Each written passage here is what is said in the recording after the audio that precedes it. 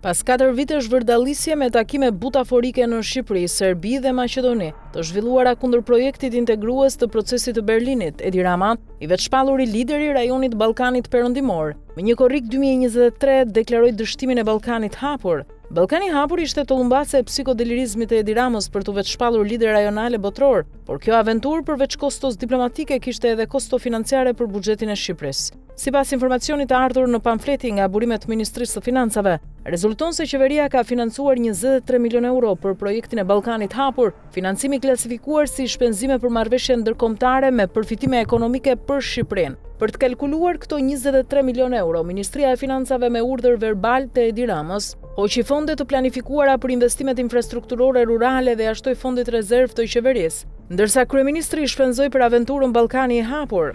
Nga këto 23 milion euro janë pasqyruar si shpenzime vetëm 500 milion lekë të vjetra për 2 takime të Ballkanit të hapur në Tiranë, ndërsa për 22.5 milion euro nuk ka të dhëna se për çfarë janë shpenzuar.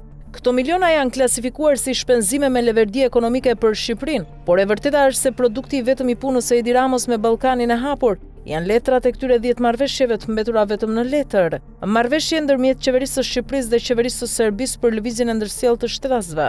Marrëveshje ndërmjet Shqipërisë dhe Maqedonisë së Veriut për ngritjen e pikave të përbashkëta të kalimit kufitar. Memorandum për lehtësimin e importeve, eksporteve dhe lëvizjes së mallrave. Memorandum bashkëpunimi për aksesin e lirë në tregun e punës. Marrëveshje bashkëpunimi për mbrojtjen ndaj katastrofave natyrore. Marrëveshje për akses të lirë në tregun e punës në vendet përkatëse. Marrëveshje për ndërlidhjen e skemave të identifikimit elektronik të shtetasve.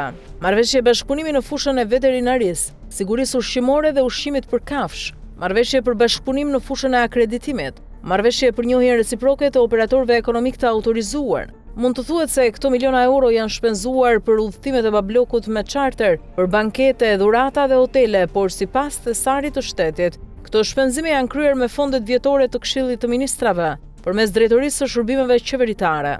Dihet se janë shpenzuar 500 milion lekë të vjetra për 2 takimet e Ballkanit hapur në Tiranë, por duhet hetuar se ku kanë përfunduar 22.5 milion euro që janë marrë arkës së shtetit.